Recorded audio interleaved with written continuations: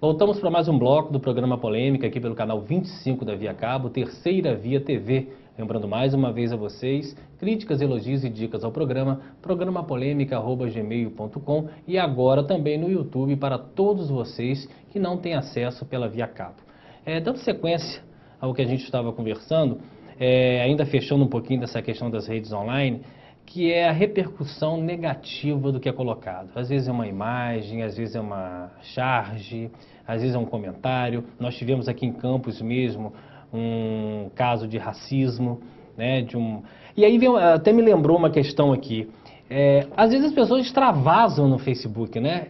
Parece que ela desabafam, né? De repente naquele momento ela fala uma besteira, ela agride alguém e aquilo tem uma repercussão muito grande, como foi o caso em tese de um caso de racismo que ainda está em trâmite, a gente não sabe se a pessoa vai ser realmente condenada, mas houve um desabafo ali.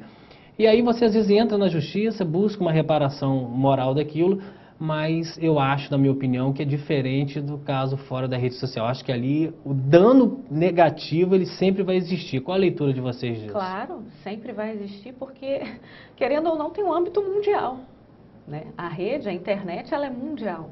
Então, se há um comentário pejorativo, se há uma denúncia infundada sobre determinada pessoa, aquilo vai estar ligado ao nome dela de qualquer maneira, né? Então, se você procura um perfil daquela pessoa, um currículo daquela pessoa, se você digita no Google, né, o nome da pessoa vai estar ali ligado. Porque, né? E não se tira completamente, né? Uma Não, informação, de maneira nenhuma. Por mais que você internet desminta, eu acho que nada consegue reparar, né? Principalmente de repente uma denúncia ou alguma informação pejorativa no âmbito familiar da pessoa, aquilo agride a família toda, então é muito complexo, assim. Por isso que eu digo que o cuidado com a informação é um bem muito precioso e tem um poder muito grande.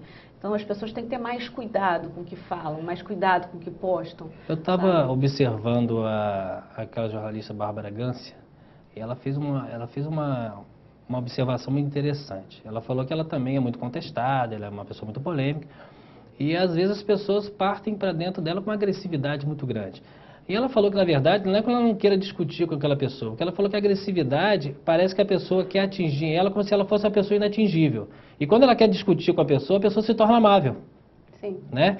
As abordagens que são feitas também, elas não tem um tom aí um pouco de ira inicial, eu vou atacar aquela pessoa porque ela é pública, eu vou mexer com aquela, quero a reação dela negativa para eu descer ela de joelho. Não parte muito disso também, nós que somos pessoas públicas também? Eu acredito que sim. Eu acredito que, exatamente pelo fato de ser uma pessoa pública, as pessoas se acham também no direito de falar qualquer coisa de você, né? Seja, você tem todo o direito de dar sua opinião, eu gosto, não gosto, concordei, não concordei. Agora, muita gente acaba te ofendendo, agredindo mesmo. Então, e simplesmente pelo fato de você ser uma pessoa pública. Eu vou até entrar numa questão aqui bem polêmica, aproveitando o quadro, mas é bem complicado. Eu, por muito tempo, fiz assessoria de imprensa na Prefeitura de Campos e trabalhava na televisão. E isso gerava um problema, eu não tinha problema nem dentro da empresa, nem dentro da prefeitura. Eu tinha questionamentos, várias pessoas me questionaram, eu fui tema de várias monografias da Faculdade de Filosofia de Campos. Eu sempre sou tema de lá, por conta de ter conseguido ficar tanto tempo. Eu nunca omiti uma informação estando na TV que fosse pública e também nunca omiti deixei de fazer alguma coisa lá por trabalhar na prefeitura. As pessoas me conhecem há muito tempo, sabem disso, acompanham a minha vida. Acho que por isso, graças a Deus, eu tenho um respeito na cidade dos colegas, das empresas de comunicação e do pessoal da prefeitura, até porque não é dessa gestão apenas, foram outras gestões também. Então, eu acho que eu percebia muito isso. Eu percebi que simplesmente o fato de ser um político, as pessoas se sentiam no direito de ofender aquela pessoa. Uma coisa é você cobrar a gestão dela, cobrar as atitudes dentro da gestão dela. Mas não uma questão pessoal. Não uma questão pessoal. Mas simplesmente por ser uma figura política, as pessoas entram falando da mãe, do filho, sabe, do carro que está usando, da roupa que está usando, de onde esteve. Assim como uma pessoa pública, agente de televisão, sabe? Mas você acha, por exemplo, que a jornalista, ou a jornalista, Você tocou num ponto da questão da assessoria de imprensa. Ela tem o direito de ter a opinião dela, mesmo que seja discordante do político? Sim, agora se ela vai levar à frente é outra questão. Porque você falar pela pessoa e falar de você no mesmo tema, não é um negócio meio complexo? Mas eu acho que não funciona, é complexo, mas eu não acredito que funcione. Mas se você é uma pessoa pública, você é mesmo não sendo assessora, essa é a colocação que eu quero dizer. Às vezes você é questionado do mesmo tema. Sim. Você faz o quê? Vale a pena dar a sua opinião? Não, você acha que o político vai te respeitar enquanto assessora? Sim, eu já cansei de fazer isso. Eu já cansei de, às vezes, chegar para o assessorado, tinha uma situação de conflito, eu tinha que passar informações para os colegas, aí naquele período eu estava como assessora, e o fato de eu estar, digamos, do outro lado do balcão também, eu tinha uma realidade daquela situação, eu não estava dentro de uma redação e ficava sabendo pelos colegas, eu estive lá, eu convivi, então quando vinha uma resposta, às vezes vinha um questionamento assim, não, mas olha, se a gente der essa resposta aqui, não vai satisfazer, porque nós temos... tem essa situação, tem esse desdobramento, também foi questionado isso, eu não acredito que seja por esse lado, e aí o assessorado tem que valorizar o profissional que ele tem. A expertise do profissional, claro. Qual a leitura sua, Patrícia? Olha, eu acho que, eu hoje trabalho com assessoria de imprensa, eu tenho uma empresa de comunicação, e eu acho que a relação com a imprensa, ela parte muito da confiança e da transparência que o assessor mostra com os colegas. Né? Então, eu quando envio um release, quando organizo uma coletiva, algo nesse sentido, eu acho que as pessoas, os colegas têm que saber que naquele momento, né, a gente vai suprir todas as informações necessárias para que ele realize o trabalho dele. Seja questões mais delicadas para o assessorado ou questões que favoreçam o assessorado. Né? Então, o assessor ele tem que estar pronto para qualquer situação. Seja a situação que favoreça, né, que seja boa para o assessorado, quanto aquela que não é tão boa. E aí sim, a gente tem que jogar com a realidade, atender o jornalista, porque o jornalista não é inocente, né? Ele não vai achar que aquela opinião que favorece somente o assessorado, ela é real. Ele vai com a verdade absoluta, né? Verdade absoluta. Então, na verdade, eu sempre procuro fazer dessa forma, né? Criando essa relação de transparência e de lealdade com os colegas. Outra questão também, e aí fazendo esse parâmetro da mídia alternativa, da mídia tradicional, na mídia alternativa as pessoas não perderam um pouco o prazer da leitura? Eu falo o seguinte, curtiu, né? Odeio, amo, mas você não explicou por que odeia, nem porque ama, nem porque curtiu, né? Esse imediatismo não está tornando as pessoas um pouco bitoladas, não? Do sim, do não? O poder de argumentação não está sendo perdido um pouco, não? Vocês que são professoras? Com certeza. Infelizmente, o que a gente vê hoje, a cultura da internet, por ser muito imediatista, né? Eu acho que é o que eu costumo dizer também para os meus alunos. A gente hoje vive o tempo do reflexo e não o tempo da reflexão, né? Então, o máximo que acontece, você se depara na internet com um post que fala alguma coisa e você tem uma reação ali imediata, mas daqui a pouco você desce o cursor, você já tem um outro que fala uma outra coisa. Então, você não tem tempo de digerir aquela informação. E com isso, o senso crítico da pessoa vai ficando, né, debilitado. Então, eu acho que as pessoas também não se expressam com clareza, há uma dificuldade. Para você ter uma ideia, tem alunos que hoje chegam no primeiro período da faculdade que nunca leram um livro, sequer. Terrível. Porque tem resumos na internet, você tem uma série de facilidades. A gente vive problemas com cópia de internet também. Isso tem um lado ruim da internet. Com certeza. Agora, a questão da internet, a gente está batendo muito nisso porque as pessoas... Eu acho que a internet em si não tem volta, né? Você falou do jornal, você vê que alguns jornais não estão circulando mais, só estão online. Só online. Online. Você vai ler o jornal no dia seguinte, você já viu todas aquelas notícias no dia anterior. Sim. Então você perde o interesse por aquela leitura. Agora, eu acho que a internet, sim, ela está gerando, sim, muita informação. E as pessoas têm essa informação, só que as pessoas não têm o conhecimento. Então, eu acho que para uma pessoa opinar, para uma pessoa colocar ali, se expor e colocar sua opinião sobre uma determinada situação, até divulgando isso, ela não tem que ter apenas a informação, ela tem que ter o conhecimento daquele fato, daquela história, do que aconteceu. Eu costumo pensar o seguinte, eu acho que se você manter o seu ritmo de leitura, você vai usar a internet com mais qualidade. Sim. Porque o lixo informativo ali, e se ele entrar na cabeça daquele que não tem a leitura básica, nós vamos estar construindo aí uma formação de opinião um pouco perigosa. não é? Sim. Uhum, exatamente. Tem que ter respaldo, né? Você tem que ter um acervo pessoal de informação que te possibilite ler aquilo com propriedade. Eu concordo por isso, eu não concordo por aquilo. O problema é que esse acervo pessoal está cada vez mais prejudicado. Outra questão para a gente falar também é com relação à independência financeira das grandes empresas de comunicação. Por que a gente fala isso? Nós sabemos que a gente tira pela vida da pessoa. Quanto mais independente a pessoa for, melhor para ela na sua conduta, no seu agir, no seu pensar, né?